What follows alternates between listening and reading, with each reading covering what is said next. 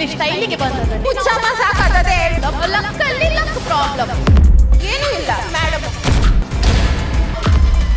ಸುಷ್ಮಿತಾ ಹಾಗೂ ದೀಕ್ಷಾ ಯಾರು best? Hard work ಅಲ್ಲಿ ಹೇಲ್ಸ್ ಪ್ರಾಬ್ಲಮ್, ಲಕ್ಕಲ್ಲಿ luck problem. Hard work luck ಎರಡರಲ್ಲಿ ಹುಚ್ಚಮ್ಮ ಸಾಕಾಗದೆ ಬಿಗ್ ಬಾಸ್ ನಂಗೆಂತಾದ್ರೂ ಎಜಿಲಿಟಿ ಟಾಸ್ಕ್ ಕೊಟ್ಟರೆ ಫಿಕ್ಸ್ ಆಗಿರ್ತೀನಿ.